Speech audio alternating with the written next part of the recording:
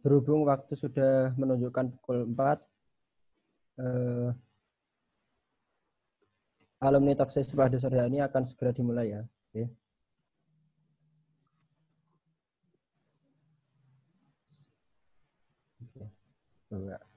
Assalamualaikum warahmatullahi wabarakatuh.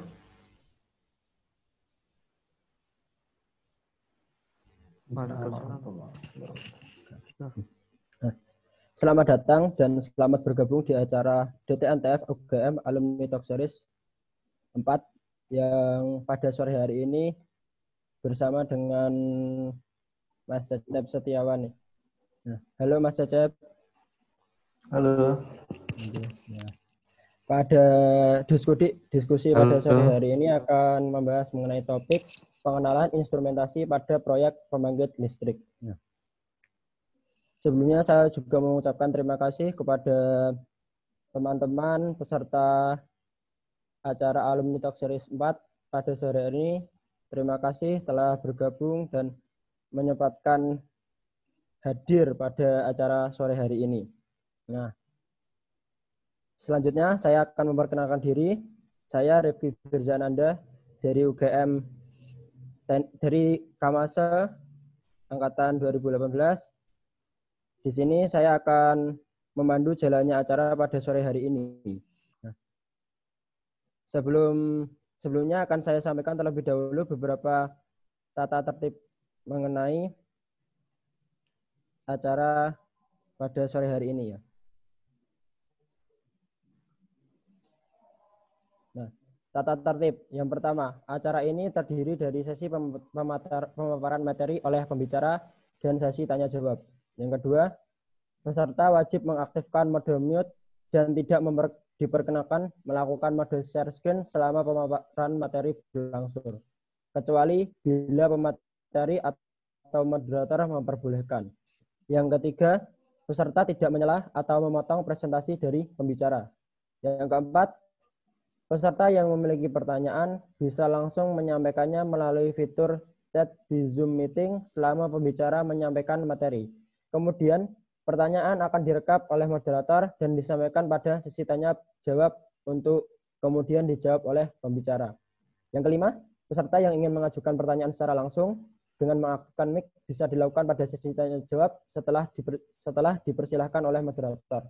Dengan catatan, waktunya masih tersedia setelah pembicara menjawab pertanyaan dari sesi chat. Yang terakhir, bagi peserta yang mengikuti acara ini dari awal hingga selesai, berhak mendapatkan sertifikat yang akan dikirimkan melalui email setelah mengisi formulir evaluasi yang akan dibagikan di akhir acara. Berikut itu adalah beberapa tata tertib yang harus ditaati oleh peserta Alumni Talk Series pada sore hari ini.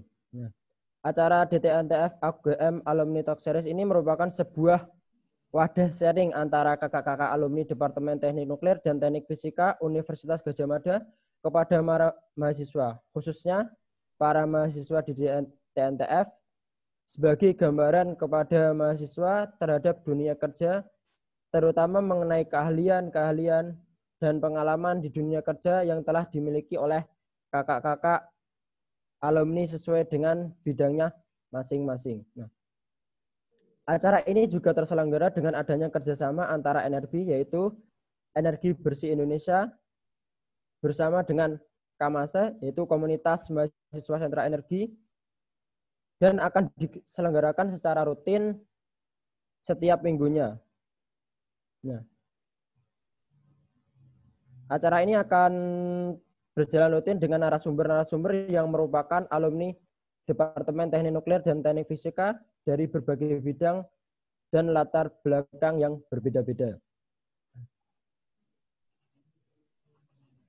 Nah, narasumber pada Alumni Talk Series hari ini adalah Mas Cecep Setiawan. Beliau merupakan alumni Teknik Fisika Universitas Gadjah Mada yang lulus tahun 2012. Saat ini beliau bekerja di PT Wijaya Karya Persero Tbk dengan jabatan sebagai ahli muda. Nah, Beberapa bidang peminatan dari Mas Cecep yaitu ada instrumentasi dan kontrol, energi terbarukan, serta sosial ekonomi. Beliau juga memiliki beberapa riwayat sertifikat training seperti sertifikasi keahlian ahli muda engineering instrumen dan World Up Kasi tahun 2017. Nah, beberapa riwayat pekerjaan beliau di lingkungan PT Wijaya Karya adalah sebagai ahli muda keahlian engineering instrumen proyek Palu 3, Calvaire Steam Power Plant. Terus ada juga ahli muda fungsi keahlian instrumen engineering power plant dan energi Departemen Power Plant dan Energi tahun 2018 sampai 2019. Dan masih banyak lagi riwayat pekerjaan beliau selama di PT Wijaya Karya. Nah, untuk menyingkat waktu, langsung saja kita mulai untuk sesi pemaparan materi oleh Mas Cecep Setiawan. Nah, kepada Mas Cecep Setiawan, saya persilahkan. Ya, terima kasih Mas host ya, Mas Rifki ya, telah memberikan kesempatan kepada saya. Sebentar.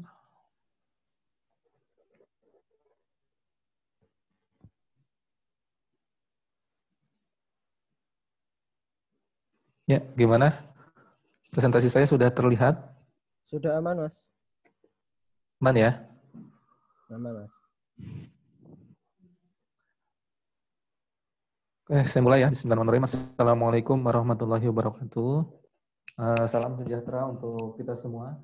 Alhamdulillah pada sore kali ini kita diberikan kesempatan duduk bersama ya, walaupun berjauh-jauhan, tapi semoga sharing yang diadakan oleh teman-teman Kamase dan NRB ini dapat memberikan sedikit gambaran teman-teman tentang materi yang akan saya sampaikan. Sebelum ucapkan terima kasih dulu sebelumnya ya kepada panitia acara yang menurut saya sangat bermanfaat ini di tengah pandemi ini, semoga kita masih bisa melakukan kegiatan-kegiatan yang bermanfaat seperti ini ya. Juga terima kasih atas kesempatannya ya, karena telah memberikan kesempatan kepada saya untuk menyampaikan materi dan sharing tentang instrumentasi yang mungkin selama ini saya geluti ya di bidang pekerjaan saya saat ini. Saya mulai saja ya, materi yang akan saya sampaikan adalah instrumentasi dalam pembangkit listrik di ini ya, di poster ya. Cuma mungkin akan lebih saya persempit cakupannya. Kita akan belajar saat ini, saya akan sharing sedikit tentang instrumentasi dasar mungkin ya. Nanti kalau misalnya mau dikembangkan, karena ini seri keempat ya, mungkin bisa dikembangkan di pertemuan-pertemuan selanjutnya ya. Kalau saya bahas sekarang mungkin akan sangat banyak takutnya, jadi santai saja ya. Dan silakan teman-teman kalau misalnya ada pertanyaan atau masukan berlangsung. Saya akan bawanya materi ini juga saya kemas dengan sederhana, jadi semoga teman-teman tidak merasa kesulitan yang saya akan sampaikan ini. Sebelumnya, perkenalkan nama saya Cecep Setiawan. Ya, biasanya teman-teman manggil saya Cecep. Ya. Kalau teman-teman sulit bubuhkan KE, bisa nyebut saya Setia juga nggak apa-apa ya. Pendidikan saya teknik fisika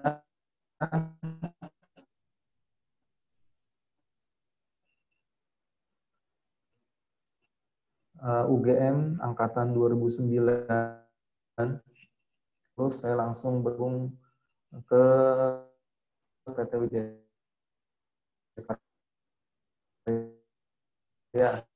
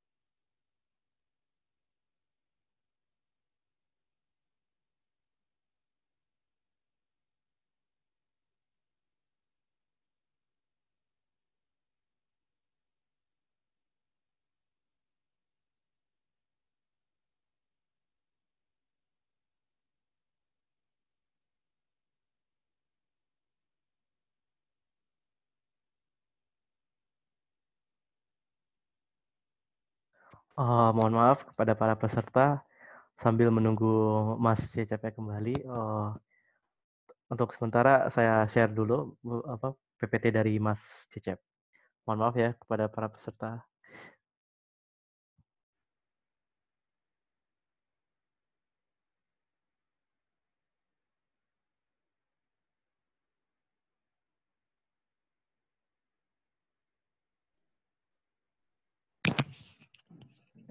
Mohon maaf ya.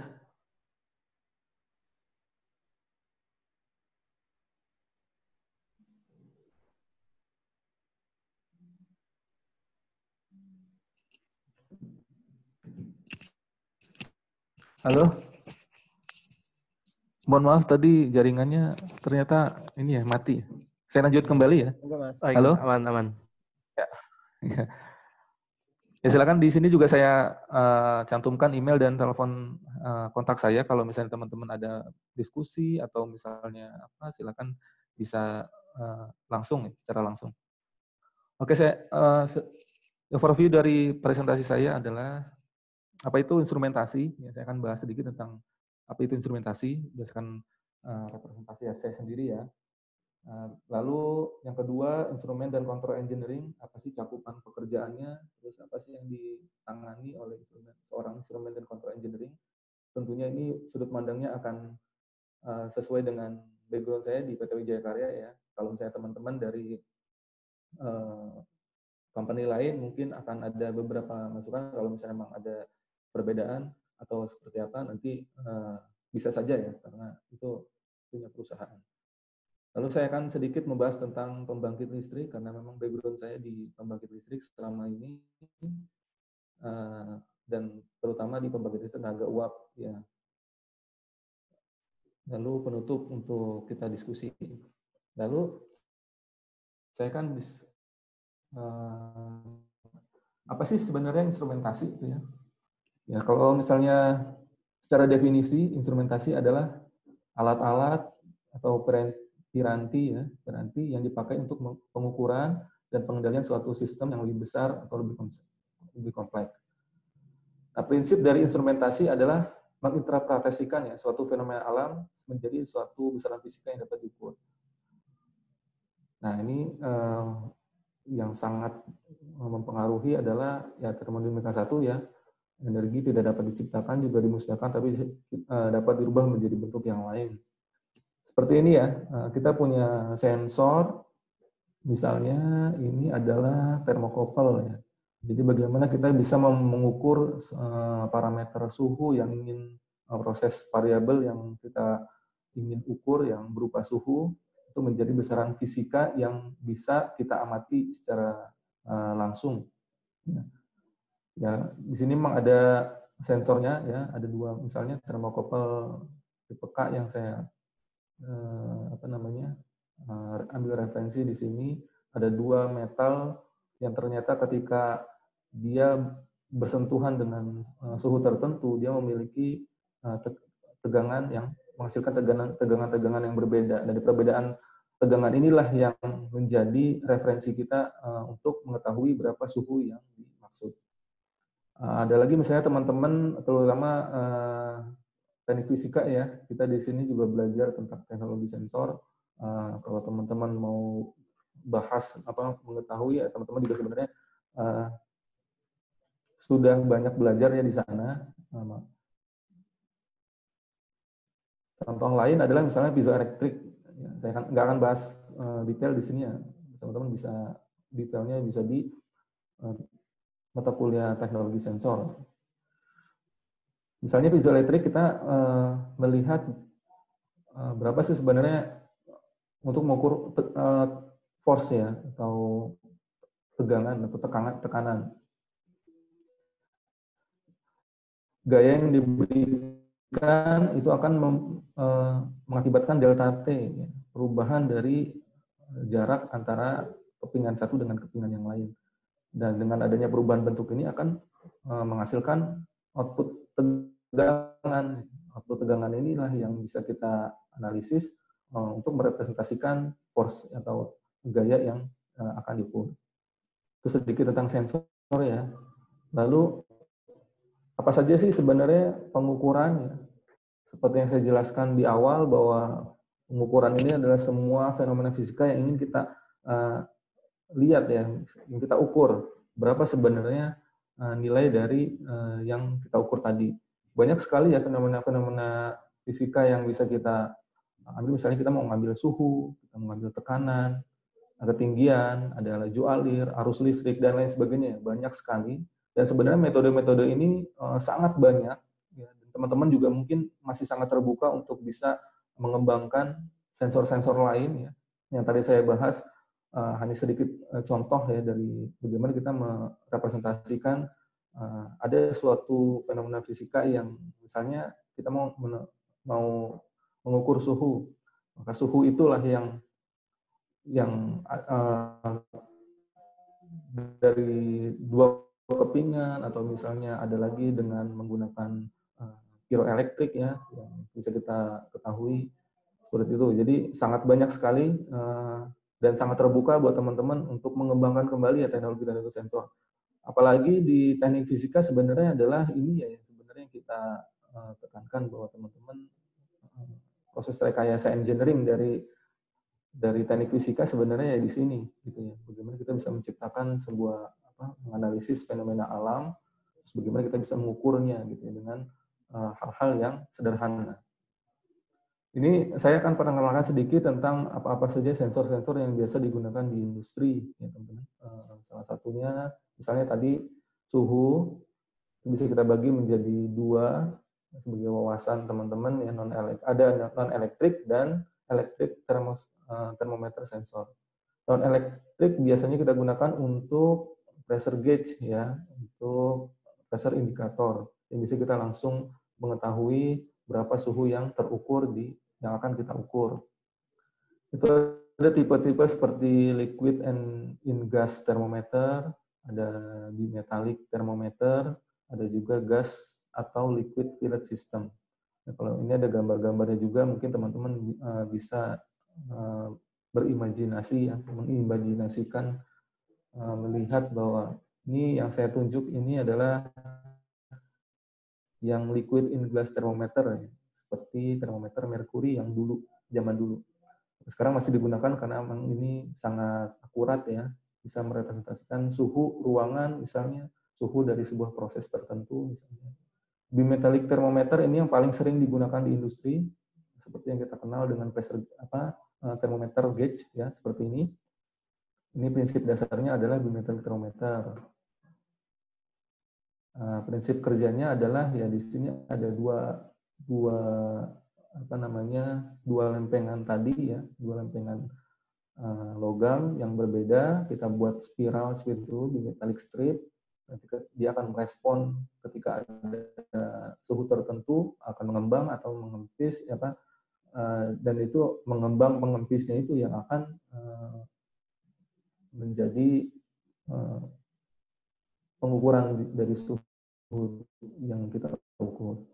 Lalu gas liquid fillet system itu yang ini ya, yang tengah ini kita bisa lihat bahwa dia menggunakan gas atau liquid yang diinjeksikan ke dalam kapiler ya.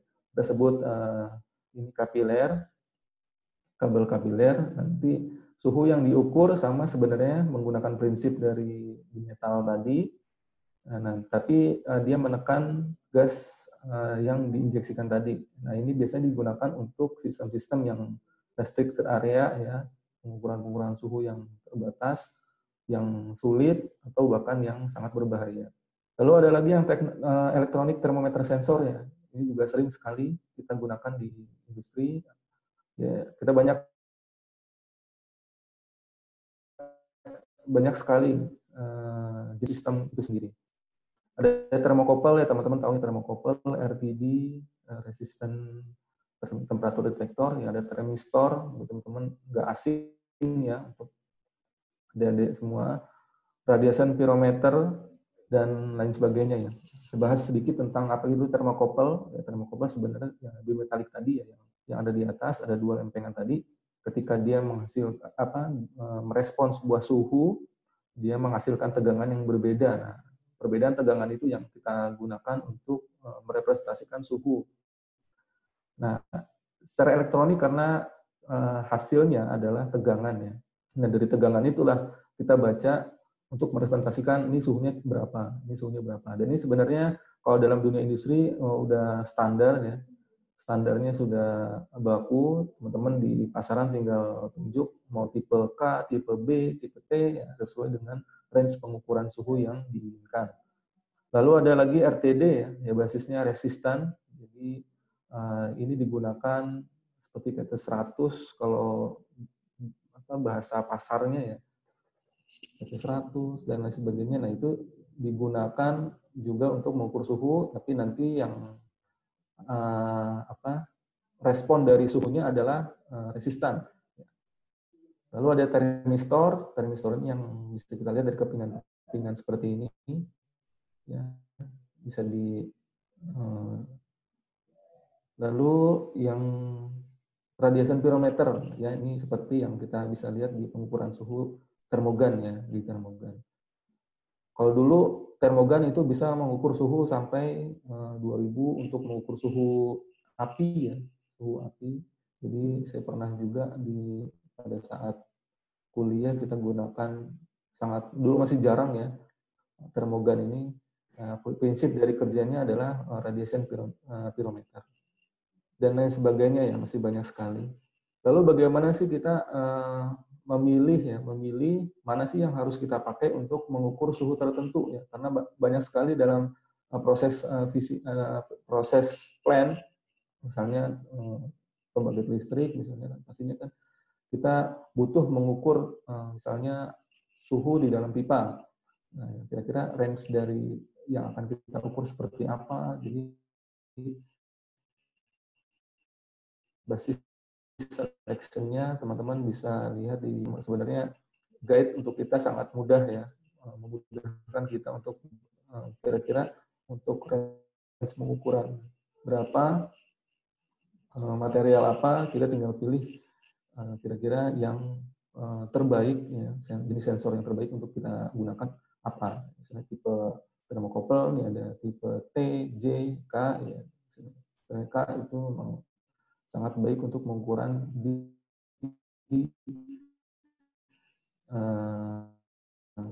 nol derajat ya, teman-teman bisa baca nanti. Saya akan share juga mungkin presentasi ini buat wawasan teman-teman tambahan. Lalu parameter fisika lain yang sering sekali digunakan di industri adalah tekanan ya. Tekanan kalau misalnya saya pressure transmitter, mungkin teman-teman juga nggak asing ya dengan istilah ini. Pressure gauge adalah pressure yang secara langsung dia membaca tekanan yang ada dalam variabel proses yang kita ukur. Ada yang menggunakan Bourdon tube. Ya, ini tampilan Bourdon tube. Kalau misalnya kita bedah ya pressure gauge yang sebanyak ini, misalnya, nanti dalamnya akan seperti ini. Bagaimana proses kerjanya? Proses kerjanya nanti koneksi ini langsung dimasukkan ke dalam proses variabel yang kita ingin ukur. Nanti misalnya gas atau tekanannya menekan ke pressure gauge itu sendiri, lalu membuat Bourdon tube ini bergerak ke akibat tekanan tadi. Nah, gerakan tadi itu dikonversi menjadi bentuk pointer yang menunjukkan berapa skala tekanan yang diukur.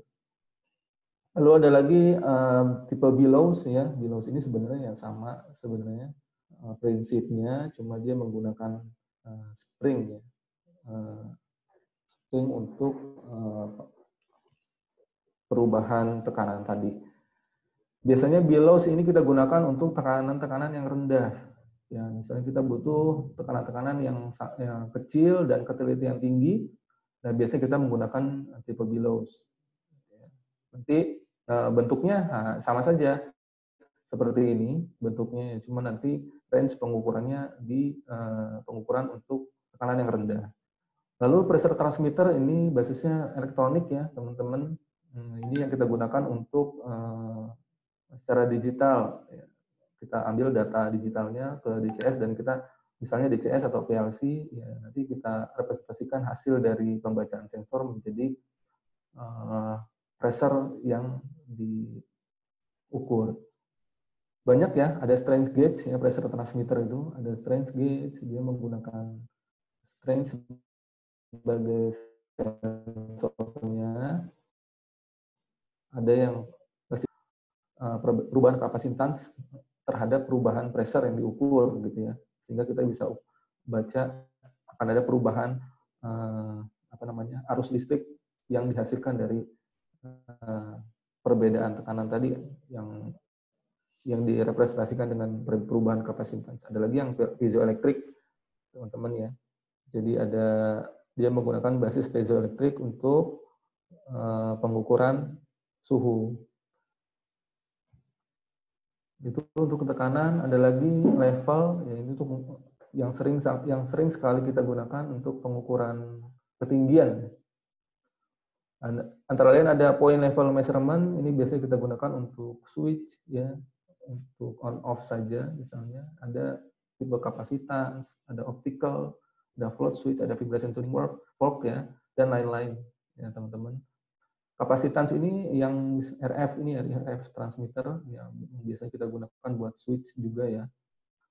Dia membentang sampai bawah, jadi setiap level yang kita ambil nanti di situ switch misalnya sudah menyentuh dari kapasitas yang kita taruh, nanti dia akan meng-on-kan gitu atau mematikan sesuatu.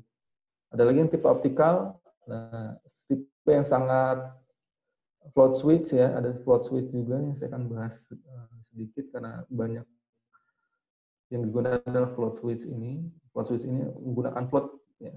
Sering sekali digunakan ya, terutama untuk tangki-tangki dengan fluida yang banyak fluida ya. Float switch itu ya, menggunakan float untuk proses perhitungan levelnya. Ada lagi vibration atau tuning fork kita bisa pakai, itu menggunakan vibrasi ya. Dan vibration tuning fork ini juga bisa digunakan untuk pengukuran solid ya. Misalnya kalau dalam PLTU itu misalnya ketinggian dari batu bara ya, atau pasir yang kita gunakan untuk campuran dari batu bara ketika di furnace. Seperti itu. Jadi memang biasanya juga dipakai buat switch ya teman-teman. Ketika misalnya ini vibration fork ya, kita taruh di bawah sebagai low level. Ketika solid itu menyentuh low level ini, misalnya solid atau misalnya pasir misalnya atau batu bara, maka dia akan bergetar. Nah, getaran itu yang menyebabkan memberikan respon on atau off. Lalu ada continuous level measurement, ya, dia mengukur secara langsung. Dia ada tipe radar, ya, ada ultrasonic level, magnetic float, radioactive level. Bentuknya sama ya sebenarnya. Ultrasonik seperti ini ya, dia menggunakan basis ultrasonik, gelombang ultrasonik untuk proses pengukuran levelnya. Lalu ada lagi radar juga sama, tapi dia menggunakan panjang gelombang yang ada di radar ya, radar sistem untuk media pengukurannya. Ada lagi magnetic level gauge, ini juga sebenarnya continuous level measurement, cuma digunakan untuk gauge, ya, untuk pengukuran yang bisa dilihat. Basisnya nanti ada float di sini, terus ada magnetik yang akan berubah flag ya. Di sini terada flag yang berwarna putih dan merah atau putih dan biru, yang menandakan berapa level yang ada saat ini gitu, yang ada di dalam tangki. Ini juga sering kita gunakan untuk level-level di tangki. Lalu radioaktif level, ya, level ini kita gunakan radioaktif ya medianya. Ini biasanya kita gunakan untuk bahan-bahan yang sangat berbahaya ya. Misalnya dia menggunakan nuklir, misalnya limbah nuklir atau suhunya sangat tinggi gitu ya, direkomendasikan untuk menggunakan radioaktif. Cuma memang untuk radioaktif ini sangat mahal. Di Indonesia sendiri mungkin belum banyak digunakan, cuma alternatif radioaktif ini memang sangat menarik karena dia sangat teliti. Lalu ini yang sangat menarik ya dari semua pengukuran itu laju alir atau flow ya. Laju alir atau flow ini banyak juga tipenya teman-teman. Ya. Bisa dilihat di sini ada diffusion pressure,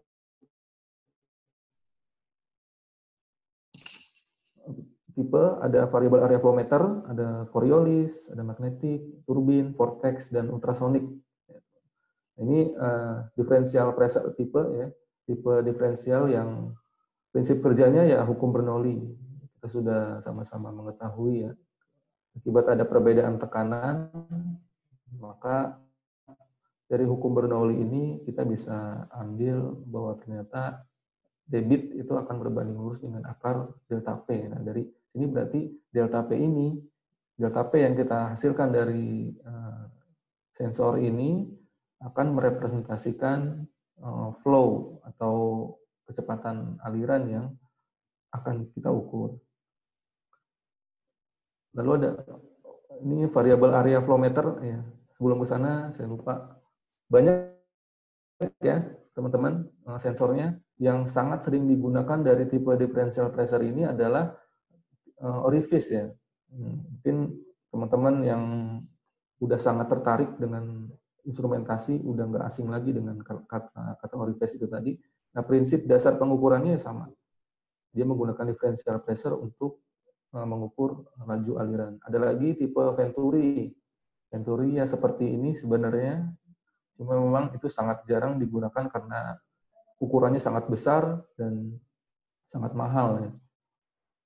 Tapi memang sangat teliti untuk Venturi. Ada lagi pitot tube, itu juga sekarang lagi gencar-gencar dilakukan, apalagi untuk pengukuran-pengukuran dengan diameter pipa yang sangat besar, ya teman-teman. Lalu ada lagi variabel area flow meter atau kita sebut seringnya nyebut rotameter ya.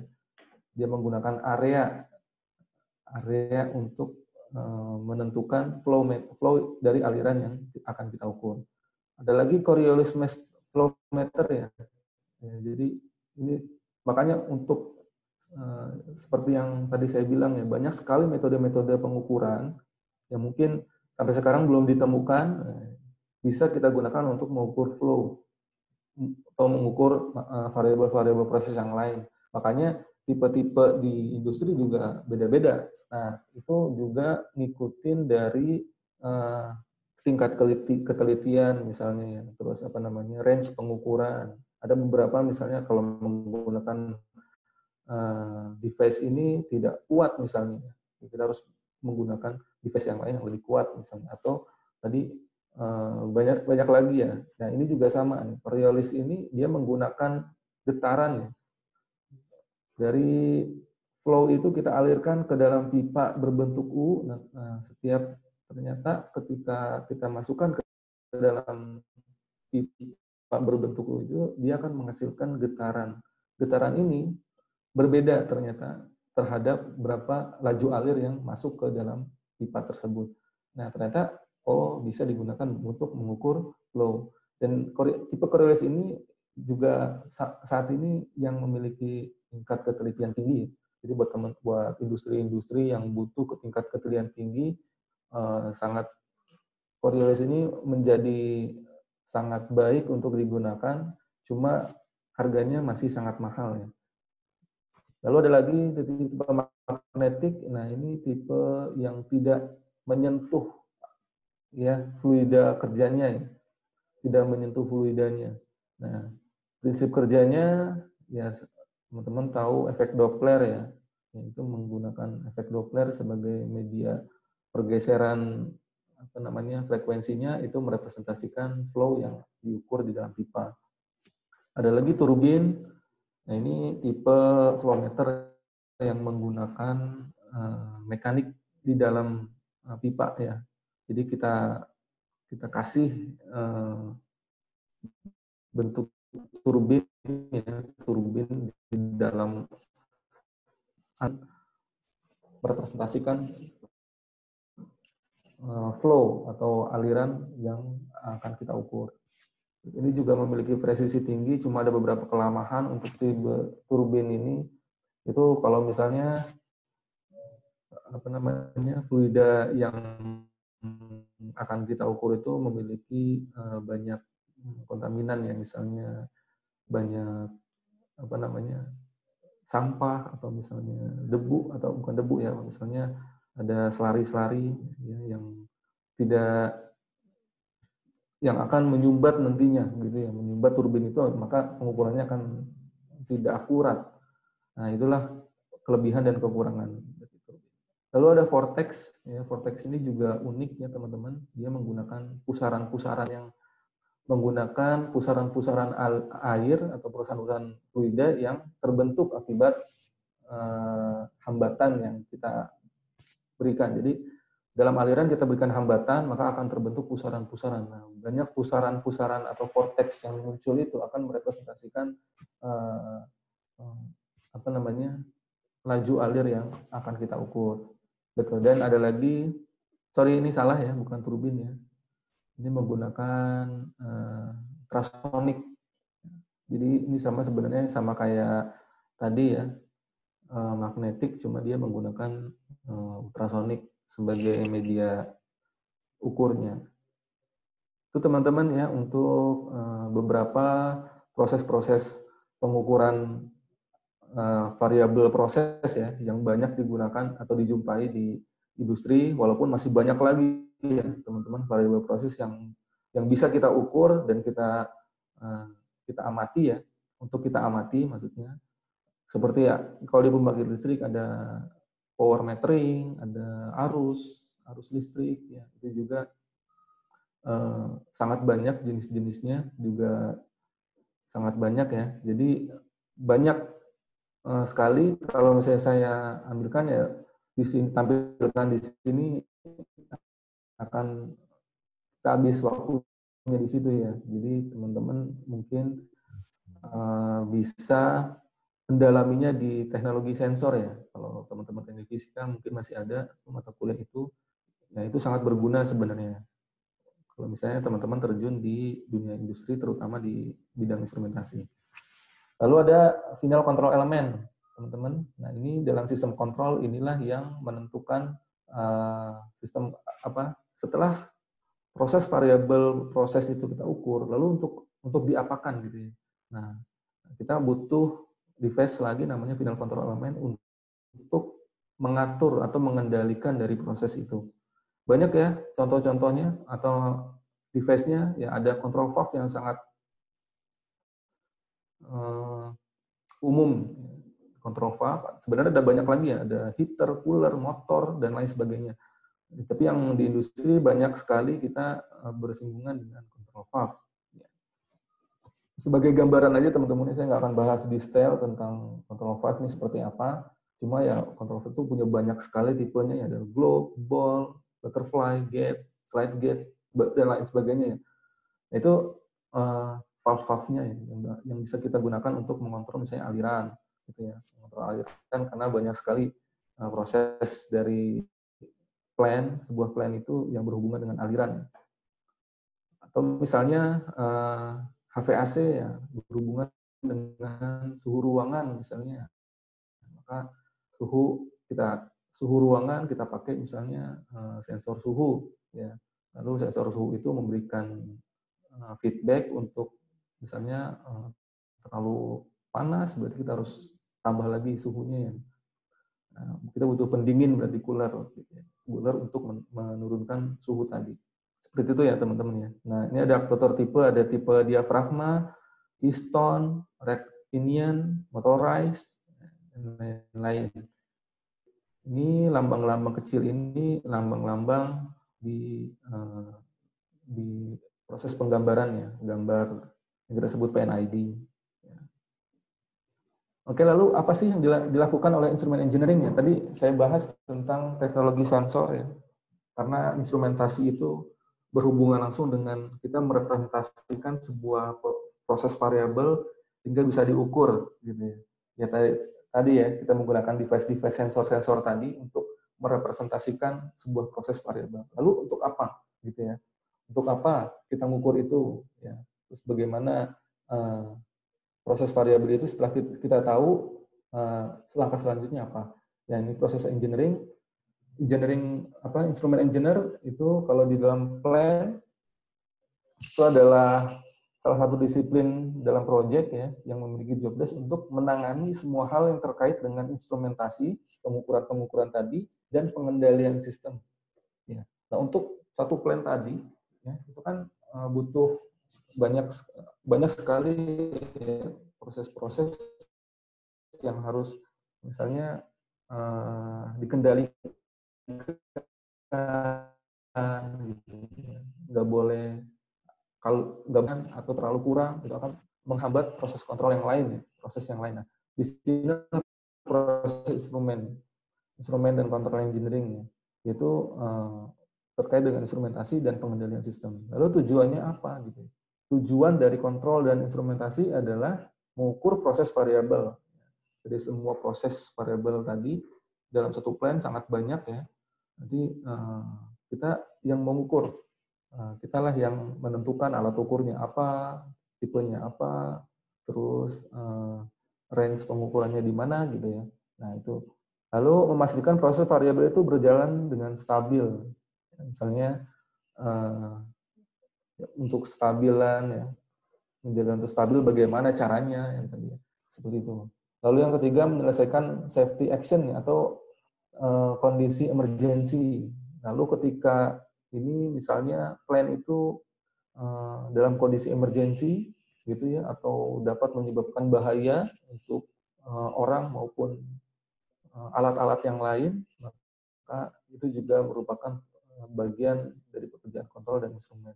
Lalu untuk yang keempat, untuk mencapai operasional yang ekonomis dan ramah lingkungan. Ya untuk plan itu tadi tentu harus mudah dioperasikan ya dan memiliki nilai ekonomis yang rendah, yang tinggi ya, atau misalnya dia yang efisien lah ya dan ramah lingkungan ya, dan ramah lingkungan. Nah, apa aja yang ditangani? Ya ada field instrument, ya sensor-sensor tadi, ada control system. Control system itu adalah yang mengolah semua sensor-sensor tadi ya untuk membentuk action yang diperlukan. Dan satu lagi ada telecommunication, ya, sistem komunikasi yang ada di dalam plan itu sendiri. Kalau saya mau gambarkan ANC atau instrumen dan kontrol dalam proyek itu seperti ini ya. Misalnya kita tahu ada human body system, banyak sekali sistem dalam tubuh kita ini ya. Nah, ada sistem peredaran darah, ada sistem saraf, ya. Waktu presentasinya kurang 10 menit lagi ya, Mas. Jadi Oke, baik. Lebih dipercepat lagi agar tidak terlalu lama. Terus juga diingatkan kepada teman-teman yang ingin menanyakan sesuatu terkait pemaparan materi ini boleh ditulis di kolom chat selama pemaparan materi ini. Terima kasih. Boleh dilanjut. Terima kasih sudah diingatkan ya. Ya, dari semua sistem ini ada banyak yang ini ya. Ada proses aliran tadi, bagaimana caranya kita mendistribusikan darah gitu ya sampai ke sela-sela jari misalnya sampai jauh. Nah, instrumentasi itu bergerak di bidang saraf ya kalau di sini ya. Dialah yang mengatur semua proses ini walaupun kita dalam keadaan tidur gitu ya. Kita tidak sadar sama sekali dengan secara otomatis tubuh kita akan melakukan hal yang diperlukan, misalnya pencernaan. Kita baru makan malam gitu ya. Jadi kita nggak sadar makanan itu ya secara otomatis diproses. Nah, itulah contoh yang sangat mudah ya. Makanya saya mengambil gambar ini. Proses instrumentasi itu seperti sistem saraf yang bisa bekerja secara kita menginginkan apa, kita mau jalan, ya berarti kita bisa melangkahkan kaki kita gitu ya. Atau untuk proses-proses yang di dalamnya tidak diperlukan perintah gitu ya, atau secara otomatis. Itu juga peran dari proses dari instrumen engineer ya untuk bisa mendesain itu menjadi otomatis. Sistem ini peredaran darah kalau representasinya di dalam proyek itu piping ya, piping, dan ada ya bisa kita sebut dengan electrical juga ya, karena electrical kita ambil maksudnya adalah energi ya, energi yang didistribusikan ke setiap ini, tapi tidak menggunakan, kalau tubuh kita kan peredaran darah ya, tapi kalau electrical menggunakan listrik atau medianya adalah tembaga atau kabel. Lalu misalnya ini proses respirasi, ya. Ini yang menentukan semua proses yang ada dalam tubuh kita ya. Kalau misalnya di project itu adalah proses engineer ya. Jadi dia yang menentukan tuh ya. Proses-proses ini akan berjalan seperti apa maunya, dan bagusnya, baiknya, dan secara alaminya seperti apa gitu ya. Secara perhitungan segala macamnya itu ditangani oleh teman-teman proses. Lalu untuk menjalan bernafas dengan otomatis, kita butuh sistem saraf itu adalah instrumen tadi. Ada sistem selektal atau tulang belulang ini ya, yang kita representasikan dalam civil engineer. Nah ini contoh project ya, bisa sampai jadi project ini kan banyak sekali ya teman-teman, sistem yang harus kita kontrol, kendalikan, kita ukur udah dalam kondisi bahaya atau tidak gitu ya. Itu semua banyak sekali parameter-parameter yang harus kita amati, dan sebagai engineer itu harus tahu detail-detailnya, bahkan setiap bengkokan pipa ya, kalau misalnya dalam piping engineer itu sampai bengkokan pipa di elevasi berapa itu kita perlu tahu dan pertimbangkan ya, aman apa tidak, memungkinkan apa tidak gitu ya. Sampai proses ini bisa berjalan sebagaimana mestinya gitu ya teman-teman. Lalu apalagi sih outline pekerjaan instrumen ya? Ya ini dari plan itu sendiri ada set plan, ada ini ya, ada proses yang pertama di plan itu adalah yang pertama kita proses measurement tadi ya, kita menentukan sensor-sensor tadi ya, sensor-sensor apa yang digunakan, terus sistem-sistem apa aja yang digunakan. Kalau misalnya tadi final control element kita menggunakan pneumatik misalnya, nah pneumatiknya dari mana? Berarti kita butuh sistem pneumatik atau air compressor ya untuk mensuplai air udara tadi gitu ya. Lalu di level keduanya adalah proses kontrol ya. Setelah kita mengukur ya itu kita kontrol setelah itu. Nah, si proses tadi harus berjalan seperti apa? Misalnya suhu, misalnya dalam satu aliran ada misalnya dalam satu tangki ini memiliki tekanan tinggi, dan misalnya di steam drum ya, kalau di pembangkit listrik ada steam drum ya, di dalamnya adalah steam dan air. Nah, kita harus kondisikan tuh kalau misalnya tekanannya terlalu tinggi, kita tahu nanti vesselnya bisa saja meledak atau pecah gitu ya. Nah, itu akan menyebabkan bahaya ya. Makanya dalam langkah kedua adalah proses safeguard system. Ya, bagaimana kita mengamankan si proses tadi agar dia aman. Lalu kalau misalnya udah meledak seperti apa gitu ya. Nah, ada lagi fire and gas detection, ya protection kalau di sini ya. Nanti di protection itu ada detection dulu, baru nanti action. Ya. Misalnya kalau udah sampai lebih udah menyebabkan ledakan misalnya, kita harus mengaktifkan apa. Lalu di atasnya lagi ada advanced control ya. Advanced control itu sistem IT ya. Itu kita rekayasa secara IT ya, secara digital proses-proses itu. Lalu ada manajemen enterprise ya. Manajemen enterprise itu untuk proses efisiensi, terus pencatatan gitu. Gitu teman-teman. Lalu ini multiplayer untuk protection ya. Jadi untuk protection itu kita butuh yang pertama adalah proses dulu ya. Jadi proses ini adalah plan itu. Fungsi dari instrumen dan control engineer adalah bagaimana bisa si proses tadi itu berjalan sesuai dengan fungsinya dan kondisi yang telah ditetapkan. Ya kita istilahnya adalah set point yang telah ditetapkan. Nah, proses itu harus kita kita kendalikan ya agar aman gitu ya. Prosesnya berjalan dan aman. Nah, tentu ada batasan-batasan tertentu ya nanti kalau misalnya melebihi ini maka harus kita kasih aksi lagi ya. Karena kalau misalnya terus dia dalam posisi hype misalnya dia akan menyebabkan bahaya. Maka yang kedua adalah ya tadi ya basic process control system ya itu proses kontrolnya kita buat seaman mungkin. Misalnya di satu vessel nih tekanannya udah terlalu tinggi nih, maka kita harus tahu ada critical alarm yang harus nyala ya atau memberitahu kalau proses itu udah dalam keadaan kritis. Nah, dari critical alarm ini harus ada operator intervention ya. Nanti operator misalnya melakukan apa, misalnya membuka fan atau misalnya menutup atau mematikan pompa dan sebagainya. Lalu safety instrument systemnya setelah critical alarm ada safety instrument system. Nah, ini langkah kritis yang dilakukan oleh instrumen juga ya, instrumen juga itu dengan misalnya FSD, service gitu ya untuk jadi instrumen-instrumennya juga khusus dia.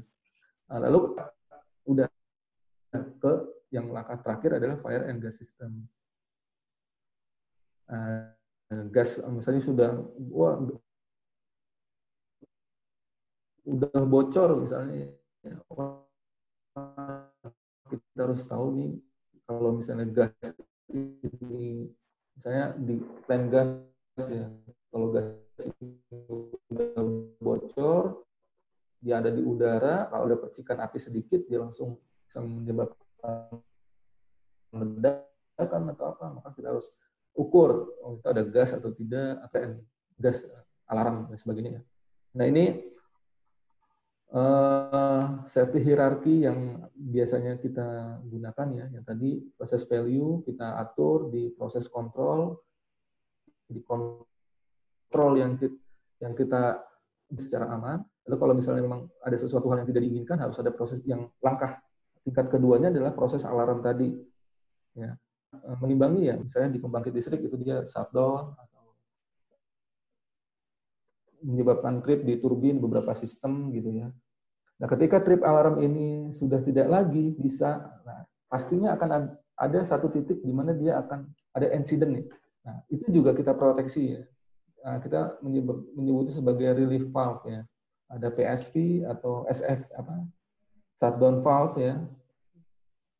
Shutdown valve misalnya. Nah, itu adalah preventif terakhir dari sebuah instrumen untuk menggagalkan dari insiden yang lebih besar. Ya, misalnya safety valve itu misalnya di dalam vessel ini udah sangat hampir mau pecah gitu ya, itu harus ada safety valve-nya ya, relief valve yang terbuka sehingga pressure-nya harus dibuang. Ya, pressure-nya bisa dibuang. Nah, kalau misalnya itu pun tidak mampu gitu ya, baru terjadi ledakan. Ya. Nah, ini harus diinvestigasi dengan emergency response ya. Teman-teman bisa teman-teman HSE itu lebih atau health safety dan environment ya, teman-teman dari HSE itu yang lebih berperan gitu. Nah, ini proses kontrol sistem yang biasa ya. Ini teman-teman pasti familiar dengan ini ya. Jadi dari sebuah proses kita ukur kalau dalam kontrol sistem kita menggunakan transmitter ya. Nah, sinyal-sinyal pengukuran ini kita representasikan ya. Ada yang diindikasikan buat HMI ya, untuk data yang bisa ditampilkan, bisa kita baca, dan ada lagi yang bisa kita kontrol sebagai loop action ya, feedback dari proses yang akan dikontrol tadi.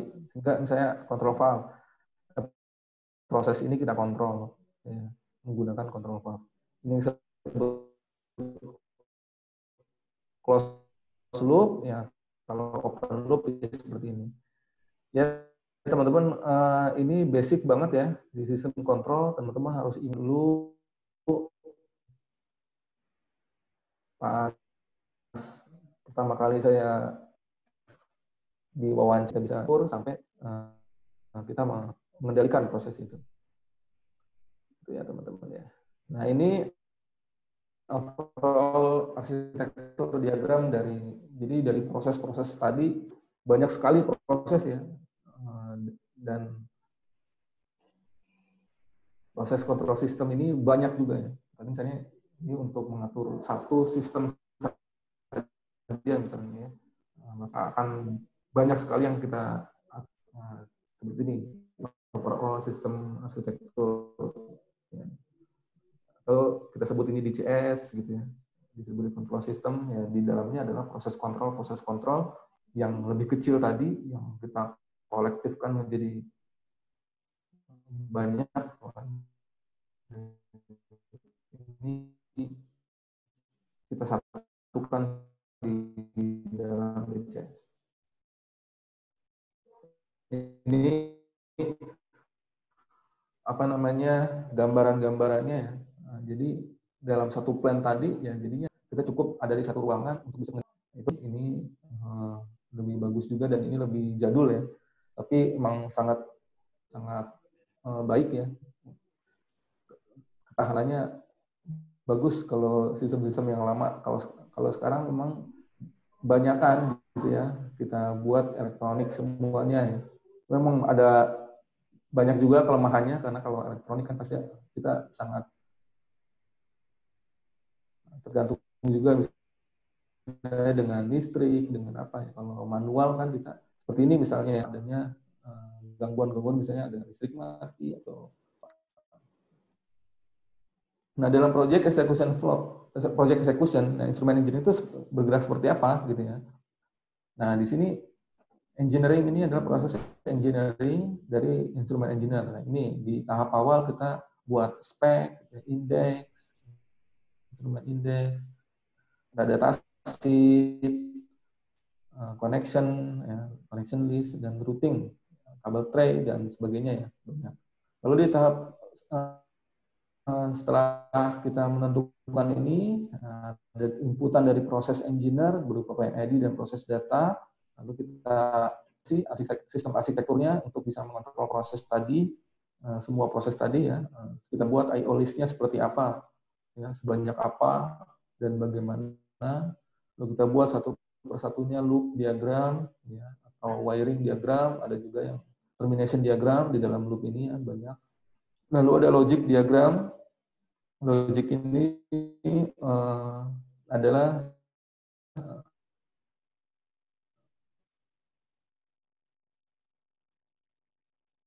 algoritma yang kita butuhkan untuk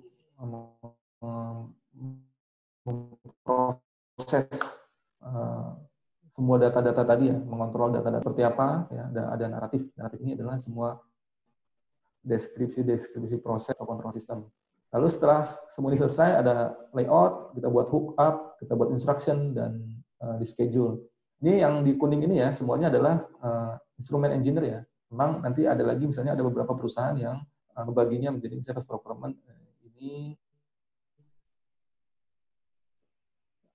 nanti kita kasih ke teman-teman procurement. Nah, kalau di UIK ada les, ini dia yang untuk masalah quality dan sebagainya, untuk inspection test dan lain sebagainya, itu ada lagi bidang tersendiri yang mengurusi bidang quality tadi ya. Lalu installation, SAT, loop test, function test, ini juga ada bagian sendiri ya, teman-teman construction. Lalu operation, nah, kita sebagai instrumen engineer hanya support untuk semua proses yang ada. Mohon maaf Mas Cecep. Ada waktu. Mohon maaf Mas, udah menunjukkan 5. Masih ya? Sedikit lagi. Ya. Oh enggak Mas, ditambah ada ini gambaran ini pembangkit waktu. listrik terbarukan sekali. Ini ya itu sih. Yang tadi cuma pengenalan pembangkit. Ya ini lalu apa aja sih ini ya pekerjaan engineer ya, nanti output dalam teknis, ini adalah gambar Assecle diagram, kita buat layout, instrumen layout, termination, loop diagram yang tadi saya kasih ya, ada hookup, logic diagram, dan lain sebagainya ya. Lalu dokumen teknis ada datasheet, spesifikasi, index, IO list, kabel list, kontrol naratif, calculation sheet untuk misalnya kontrol valve,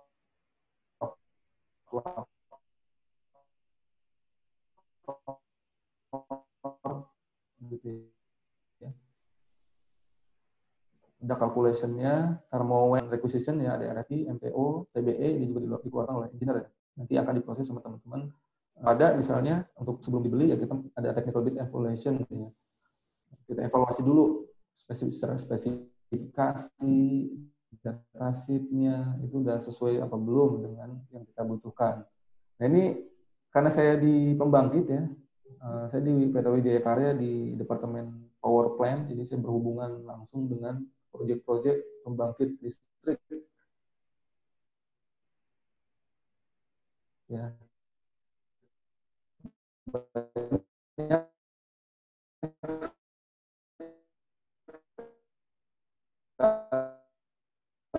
ya. Kan walaupun saya belum bersentuhan dengan ini secara langsung, pembangkit listrik terbarukan seperti panas bumi, teman-teman tahu ya, PLT, teman-teman mungkin masuk ke hal-hal yang lebih detail di pembangkit ya. Pertemuan ini saya bahas umum dulu tentang instrumentasi. Lalu untuk pembangkit listrik untuk yang bahan bakar tidak terbarukan, banyak kan untuk bisa menjadikan ya PLTU membangkitkan listrik gitu ya. Nah, ini memang sangat menarik dan sangat banyak hal-hal yang harus kita pertimbangkan gitu ya. Nah, itu adalah tugas kita sesuai dengan semestinya set point yang sudah kita tentukan dan aman untuk dioperasikan. Itulah tugas dari produksi. Saya nggak akan banyak bahas ya karena waktu udah mendesak. Jadi kalau misalnya teman-teman mau tahu sistem-sistem yang ada di dalam PLTU mungkin kita bisa bahas di berkelanjutan teman-teman ya. Jadi kita bisa sharing lebih banyak lagi. Ini contoh DCS ya, DCS yang bisa diaplikasikan di power plant. Dan ini salah satu contoh aja ya teman-teman. Ini contoh aja. Karena kontrol itu sebenarnya kayak kita melukis ya, seperti seni ya. Jadi kita bisa merangkainya tuh seperti apa saja, bagaimana saja, tapi yang penting adalah proses itu bisa berjalan sesuai dengan fungsinya, sesuai dengan set point yang ditentukan, dan aman. Itu aja, teman-teman ya. Mungkin itu sharing-sharing yang bisa saya sampaikan sekarang. Mungkin masih banyak ya pertanyaan teman-teman atau belum bisa nangkep karena waktu kita sangat terbatas, cuma 1 jam.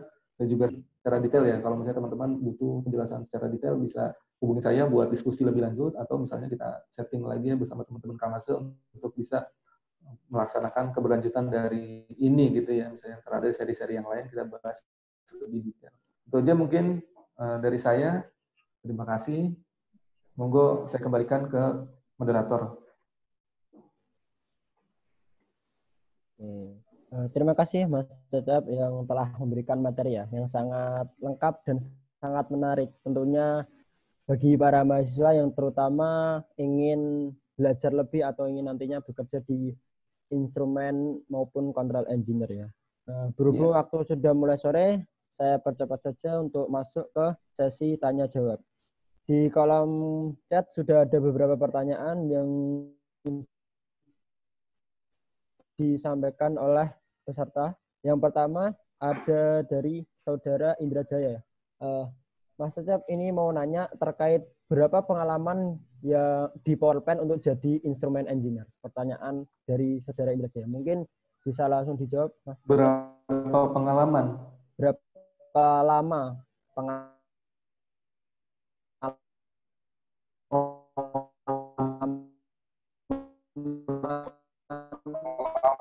Ya.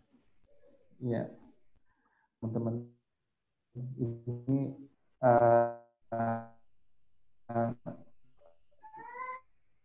tahun lalu kalau nggak salah baik. Sebenarnya kalau teman-teman mau ikut bergabung di Power Plan ini sebenarnya ya, saya nggak ada requirement berapa pengalaman gitu ya.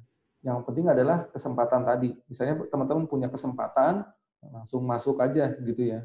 Kalau saya dulu kenapa saya bisa masuk ke bidang ini ya karena dulu tempatkan di sana gitu ya. Jadi banyak juga sih sebenarnya perusahaan-perusahaan untuk yang jalur MP ya, MP atau misalnya itu ada banyak yang fresh graduate gitu ya. Jadi itu kesempatan sih teman-teman. Kalau misalnya memang ada yang buat fresh graduate, teman-teman bisa langsung ikut aja ke sana gitu ya. Atau ikut gabung ke perusahaan-perusahaan ya yang berhubungan dengan pembangkit ya tadi ya. Itu tanpa harus pengalaman bisa. Jadi kita bisa langsung belajar di sana gitu ya. Terus teman-teman nggak usah khawatir ya, wah saya mau masuk pembangkit, saya mau jadi instrumen engineer, saya punya apa gitu ya. Lulusan teknik fisika punya apa gitu ya. Sebenarnya teman-teman kudu berbangga hati gitu ya dengan jurusan kita ini, walaupun waktu zaman saya itu lebih nggak jelas, mungkin yang lebih tua lagi sangat nggak jelas juga kali ya.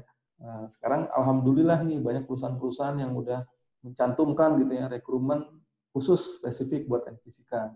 Kalau dulu masih sangat sulit tuh gitu ya. Jadi untuk pengalaman kalau misalnya memang dibutuhkannya experience ya memang butuh experience gitu ya. Dan ketika teman-teman masuk ke sini sebenarnya semuanya itu bisa dipelajari ya dengan basic keilmuan yang teman-teman pelajari di teknik fisika, insya Allah menurut saya akan sangat mudah untuk memahami nanti proses-proses kerja atau dalam hal teman-teman nanti berkecimpung di bidang instrumen engineering.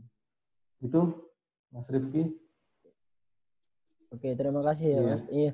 Intinya jadi kita harus kayak memanfaatkan kesempatan ya. Soalnya kita sudah pernah belajar di kuliah, terus nanti kita ketika sudah masuk kita sambil belajar juga di pekerjaan yang kita miliki ya Mas.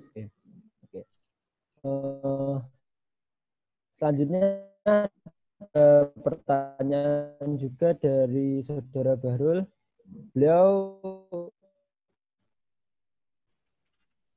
izin menanyakan, soalnya tadi telat.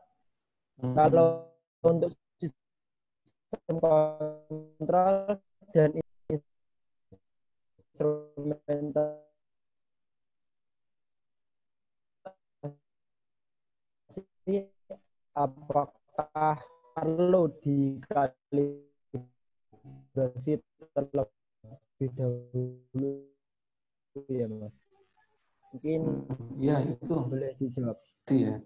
Apa sih kalibrasi? Sensor atau instrumen yang kita gunakan itu sudah mencapai A, maka standar gitu ya, sudah terkalibrasi, jadi kita bandingkan pressure yang akan kita gunakan ini pembacaannya sudah benar apa belum. Nanti hasilnya pasti bervariasi ya. Ada yang misalnya dia presisi tapi tidak akurat gitu ya.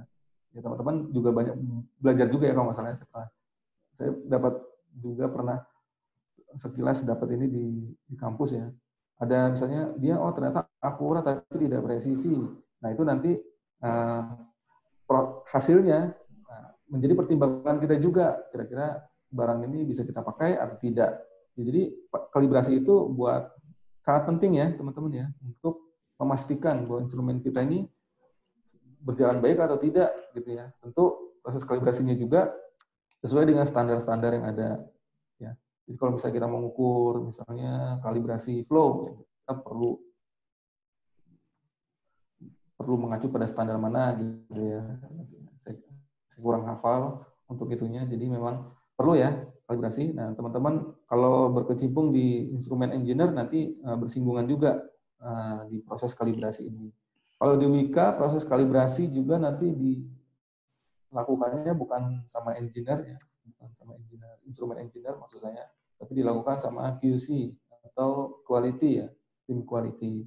Nanti di site, jadi nanti kalau saya boleh cerita, kalau kita beli barang misalnya beli instrumen ya ke vendor A, nanti kita juga dapat ya report kalibrasi berdasarkan pengukuran dia di manufaktur, tapi kita juga kan nggak bisa ya mengandalkan hasil report mereka. Mereka bisa aja tipu-tipu atau pas di perjalanan ya ada benturan atau ada degradasi ya, karena instrumen seperti transmitter itu juga sangat sensitif ya. Ketika ada korosi atau misalnya ada embunan di dalam, itu akan merusak elemen dalam gitu ya. Maka bisa aja error gitu ya. Maka di site ketika dia sampai dan mau kita pasang, kita kalibrasi ulang gitu ya. Kita kalibrasi ulang dengan membandingkan dengan instrumen-instrumen yang sudah terkalibrasi sebelumnya. Nanti kalau misalnya memang kalibrasinya udah oh ini sesuai atau tidak sesuai. Kalau sesuai bisa kita pasang, kalau tidak sesuai, ya ini bisa kita pertimbangkan untuk diganti, minta garansi gitu ya. Nah, kenapa saya bilang gitu juga? Karena proses kalibrasi juga ini ya, maksudnya ketika kalibrasinya gagal, misalnya hasilnya tidak bagus, ya, itu akan kena dampak ya. Dampaknya juga sangat besar ya, karena kita harus balikin dia, terus harus nunggu lama gitu. Perusahaan-perusahaan juga pertimbangan itu juga sangat penting ketika kita sudah di project, karena kita bermain juga dengan waktu dan biaya. Maka kalibrasinya ini ada range tertentu ya, ada toleransi tertentu. Jadi sebatas toleransi kalibrasi seperti apa nih yang bisa. Kalau misalnya dia memang error sih, cuma masih bisa kita pakai buat ini ya, kita nggak perlu, atau misalnya ini kita pakai dulu tapi kita juga datangkan yang baru gitu ya, yang lebih bagus. Karena kalau misalnya kita menunggu ini, bisa aja ini akan delay gitu ya, akan ada penundaan pekerjaan yang lain gitu. Jadi emang ada toleransi, tapi itu nanti detailnya kita di perusahaan ya, itu pertimbangan khusus di perusahaan. Cuma menjawab yang tadi, kalibrasi sangat penting memang ya, untuk memverifikasi ya bahwa instrumen tadi udah berjalan dengan baik. Itu. Oke, terima kasih Mas atas jawabannya ya. Ya. Berarti intinya untuk sebuah instrumen itu sangat penting proses untuk kalibrasi ya, agar nantinya ketika dipakai bisa sesuai dengan standar yang diinginkan ya Mas. Oke, masuki pertanyaan yang ketiga. Ada pertanyaan dari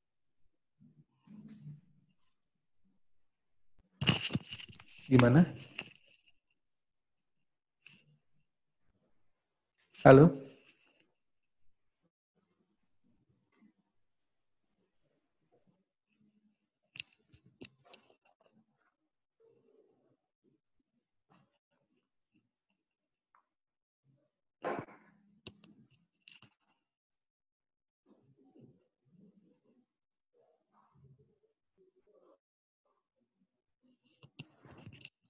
Halo?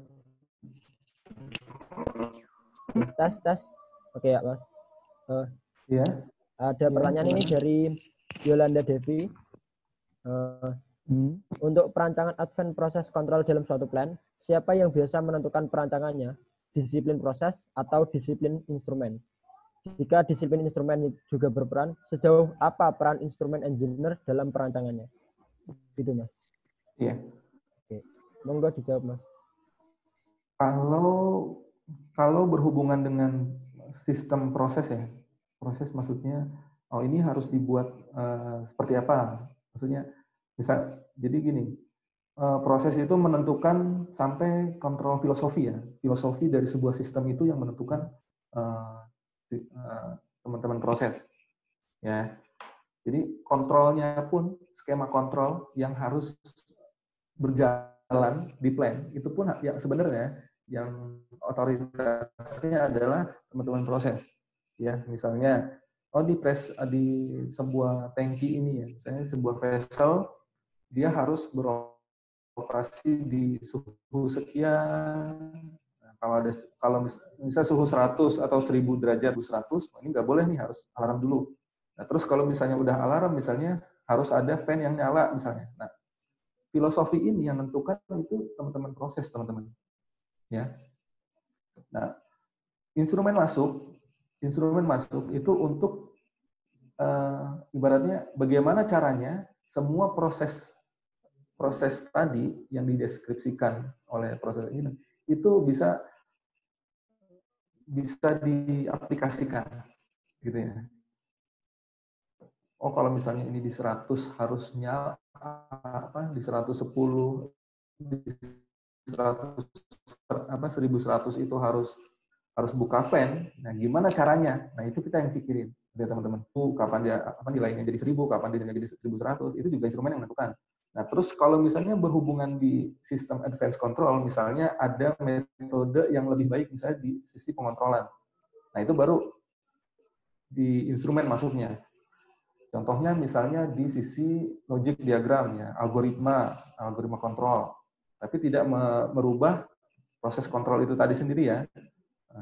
Algoritma misalnya, terus proses bagaimana kita mengontrolnya, itu seni kayak menurut saya ya. Itu seni yang dirangkai oleh instrumen engineer.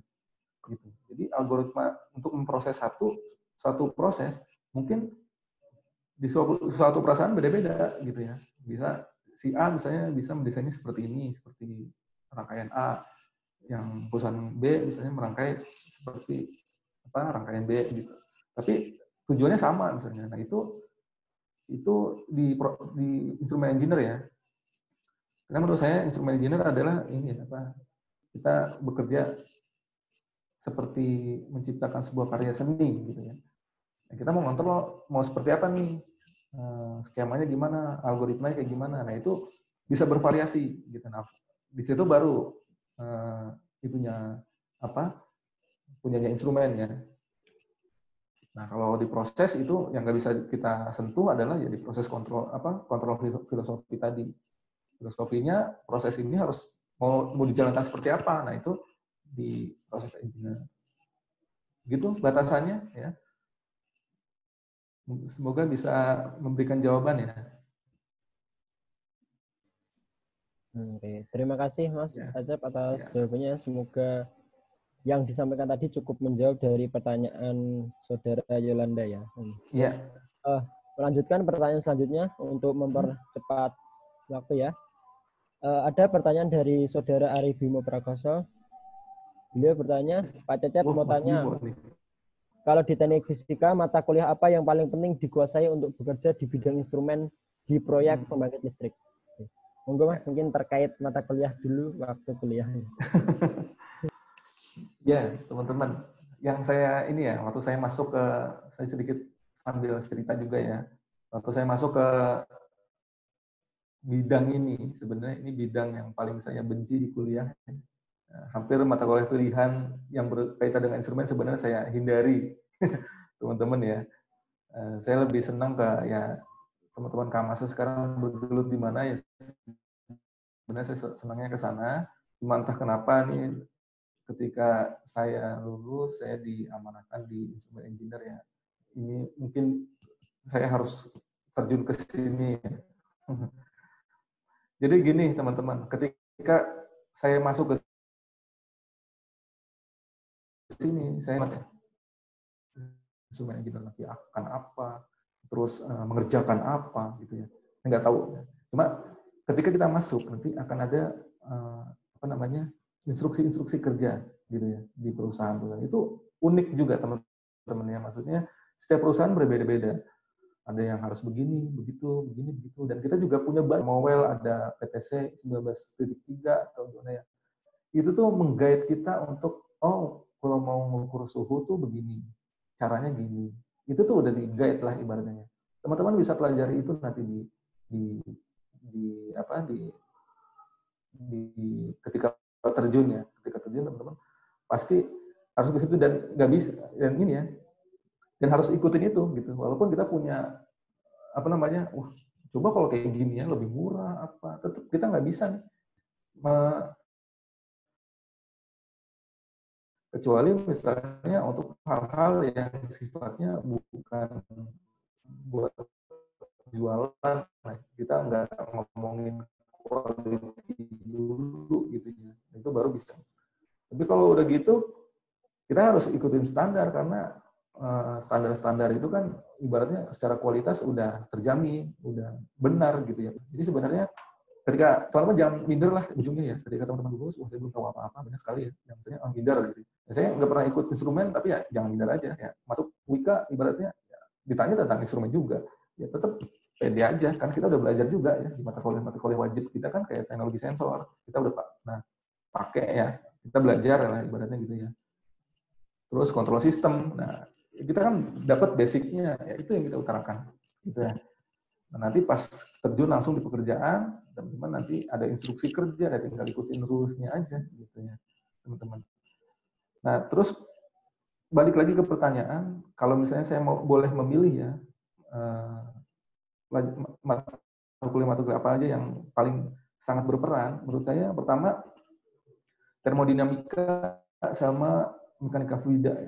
Itu yang kedua mata kuliah ini, menurut saya yang saya rasakan itu membentuk pola pikir saya gitu. Oh, fenomena-fenomena alam gitu ya, saya bisa membaca gitu ya, mana batasan-batasan yang harus kita ambil. Kita kan belajarnya di situ ya. Nah, terus untuk penunjang-penunjangnya ya seperti teknologi sensor, kontrol sistem gitu ya. Itu sangat bermanfaat ya menurut saya di dunia kerja karena lewat situ saya punya ini apa namanya? Nggak buta banget ya. Oh, kalau misalnya begini tuh harusnya gini loh gitu. Jadi saya punya solusi dulu walaupun saya belum tahu misalnya standar. Oh, ada standarnya loh gitu. Oh, ada standarnya loh. Jadi sense of engineering kita tuh udah muncul gitu dari mata kuliah itu. Ya, termodinamika, mekanika fluida, kontrol sistem ya. Apa kontrol sistem ya kalau nggak salah ya. Mata kuliahnya Bu Farida. Kontrol sistem ya. Iya, Mas. Sama teknologi sensor menurut saya itu juga sangat yang saya bahas tadi ya, banyak kan di awal suhu ada sensor ini ya teman-teman bisa mendalaminya di teknologi sensor ya. Teknologi sensor itu sebenarnya saya juga baru gambaran ya menjelaskan yang tadi. Kalau kita dalami di teknologi sensor kan misalnya kita ngukur suhu, kita bisa tahu karakteristiknya dari misalnya piezoelektrik tadi ya. Karakteristiknya gimana sih gitu ya. Oh, ada titik maksimumnya misalnya ya. Ketika dia udah titik maksimum, dia udah rusak misalnya. Nah, itu kan perlu kita pertimbangkan juga. Nah, makanya ada range tadi. Kalau misalnya di range sekian, kita bagusnya pakai sensor ini, pakai sensor ini. Itu sebenarnya ngikut yang tadi itu ya. Oh, kalau misalnya kenapa nggak bisa sampai melebihi range yang ditentukan ya nanti sensornya rusak gitu ya. Nah, terus karakteristiknya gimana gitu ya, misalnya setiap sensor itu kan beda-beda. Karakteristiknya ada yang linear, ada yang dia ada sedikit apa namanya histerisisnya misalnya atau apa gitu ya teman-teman. Nah, itu bisa pengetahuan tambahan ya ibaratnya yang kita dapat sehingga kita bisa oh sensor ini tuh cara kerjanya gini loh jadi nggak blank banget kitanya. Itu sih Mas Bimo. Makasih atas pertanyaannya. Terima kasih Mas Cecep atas jawabannya ya. Untuk menyingkat waktu juga, saya akan langsung beralih ke pertanyaan yang lain. Ini ada pertanyaan dari Brilian Aulia Ananditya. Nah, beliau bertanya mengenai pengalaman Mas Cecep di bidang instrumen kontrol pembangkit. Nah, ini kesulitan dan tantangan apa saja yang Mas alami dan apakah materi selama di kampus dapat diimplementasikan saat di industri? Itu pertanyaan Mas. Monggo Mas bisa langsung dijawab. Kesulitannya itu sebentar.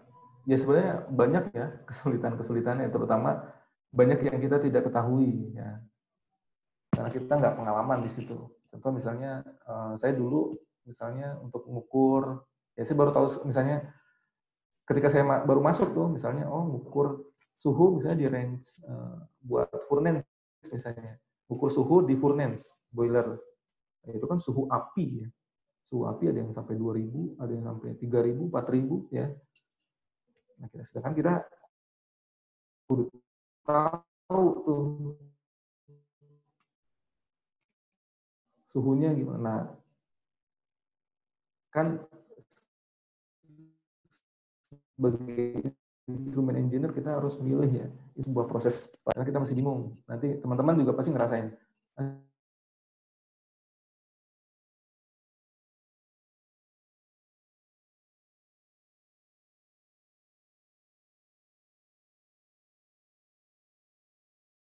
gimana ya? Ternyata itu semua ada tipe T, ya, tipe B yang bisa sampai 2000 misalnya. Nah, seperti itu. Nah, itu tinggal kitanya banyak-banyak baca aja sih sebenarnya. Ya. Terus sama sebenarnya ketika di perusahaan juga kan kita nggak kerja sendiri ya. Ada rekan-rekan yang bisa atau senior-senior yang dia mungkin lebih tahu. Jadi kita bisa sharing ilmu di sana. Gitu ya. Paling yang saya alami mayoritas sih seperti itu ya. Saya belum tahu cara ngerjainnya gimana. Nah, nanti ternyata ada standar-standarnya gitu ya. Oh, standar ini harus kita pakai. Standar ini harus kita pakai. Nah, tinggal kita pelajari standarnya seperti apa, harusnya gimana. Udah selesai. Gitu ya.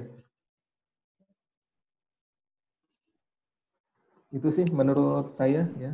Kalau dari teknik fisika sih maksudnya saya tidak menyalahkan betul ya teman-teman untuk misalnya kurikulum teknik fisika ya, karena memang kampus harusnya membentuk kita menjadi sebuah pribadi gitu ya yang memiliki sense of engineering-nya gitu ya. Itu yang terpenting. Nah, jadi untuk apalagi dinamika di lapangan ketika kita di perusahaan atau di di project langsung, sebenarnya kita mesti bisa mengimprovisasi diri sendiri gitu lah ibaratnya. Ya, kita banyak baca, banyak bertanya, banyak belajar gitu ya, seperti itu. Memang banyak sih ya yang tapi ya yang penting kita banyak belajar. Baca PNID mungkin teman-teman yang sekarang udah ya, tapi dulu zaman saya belum sempat dipelajarin gitu ya. Nah, tapi ternyata baca PNID gitu aja gitu ya. Mungkin kita tahu legendnya, kita tahu prosesnya seperti ini. Ntar ujungnya bisa sendiri. Gitu ya. Yang penting tadi sense of engineering itu gitu. Teman-teman.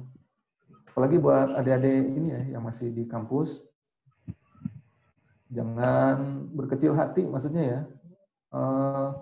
Banyakin aja acara-acara kayak gini, menurut saya bisa menambah wawasan buat teman-teman.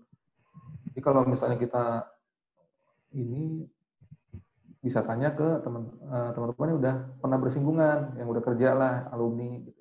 Nah, kegiatan ini kan kita jadi bisa belajar, bisa tanya misalnya kayak itu seperti apa sih, itu kan misalnya nggak dapat di kampus, kita bisa sharing di sini, jadi teman-teman bisa tahu lebih awal. Walaupun kalau misalnya teman-teman nggak tahu pun nanti juga di perusahaan diajarin, gitulah ibaratnya. Gitu, Mas Rifki. Oh, ya. Terima kasih Mas atas beberapa pertanyaan, atas jawabannya. Mohon maaf untuk pertanyaan selanjutnya tidak bisa dibacakan. Mungkin Saudara Yazid mungkin bisa bertanya langsung ke Mas Cecep nanti melalui kontak person tadi ya. Soalnya waktunya sudah menunjukkan 5:30 dan sudah melewati batas ini. Iya. Jadi sesi tanya jawab. Terima kasih teman-teman ya. Oke. Jadi sesi tanya jawab pada alumni Talk Series 4 ini dicukupkan. Terima kasih kepada Mas Cecep yang telah membantu menjawab beberapa pertanyaan dari para peserta. Nah, selanjutnya diingatkan kembali untuk para peserta yang ingin mendapatkan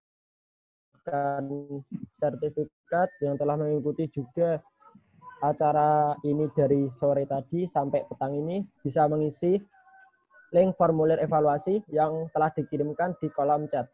Mungkin bisa di-copy dulu linknya atau bisa diisi sekarang. Nah, dan saya mau menginfokan juga bahwa untuk acara Alumni Talk Series selanjutnya atau Alumni Talk Series 5 akan diadakan pada hari Sabtu tanggal 18 Juli 2020 dengan pemateri yaitu Mas Adnan Sarafi Asfahani mengenai Dynamic Modeling Application in Petroleum Engineering. Untuk keterangan lanjut mengenai acara ini juga dapat dilihat di akun Instagram Kamase di @ugmkamase. Bagi teman-teman bisa memfollow-nya atau melihat informasi tersebut. Nah, terus juga diingatkan kembali bahwa Alumni Talk Series 4 ini telah direkam dan akan diupload di YouTube channel UGM Kamase, dan acara-acara atau DTNTF Alumni Talk Series pada pertemuan sebelumnya juga telah diupload di channel YouTube. Mungkin bagi teman-teman yang ingin mendengarkan kembali, yang bagi yang kelewatan bisa dicek di YouTube-nya, dan juga bisa di-like, komen, maupun subscribe channel YouTube UGM Kamase untuk dapat mengikuti updatean terbaru mengenai diskusi Alumni Talk Series pada sore hari ini dan minggu selanjutnya maupun sebelumnya. Oke. Karena waktu sudah menjelang petang dan semua pertanyaan atau beberapa pertanyaan tadi telah dijawab, acara pada hari ini kita cukupkan sampai sekian. Terima kasih kepada Mas maupun Mbak ataupun saudara yang telah mengikuti acara dari awal sampai akhir dan telah meluangkan waktunya dan berkenan memberikan pertanyaan. Terus juga terima kasih kepada pembicara kita pada sore hari ini, Mas Cecep Setiawan, yang telah memberikan banyak ilmu maupun insight yang baru sehingga kita semakin semangat untuk belajar ke depannya. Nah, semoga sukses selalu kepada Mas Cecep Setiawan di kehidupannya. Terima kasih juga kepada kakak-kakak alumni yang telah bergabung pada acara sore hari ini, kepada teman-teman, peserta maupun mahasiswa yang telah mengikuti acara pada hari ini. Semoga materi yang disampaikan dari Mas Cecep bermanfaat bagi kita semua. Pengalaman yang disampaikan bisa menjadi inspirasi bagi kita semua. Sebagai gambaran mengenai nantinya berkarya di bidang instrumen engineer maupun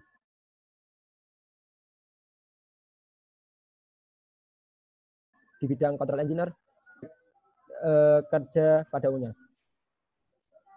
Untuk cara ini saya akhiri sampai sekian. Mohon maaf apabila ada kesalahan dari saya sebagai moderator. Sampai jumpa di acara. Sehat selalu. Wassalamualaikum warahmatullahi wabarakatuh.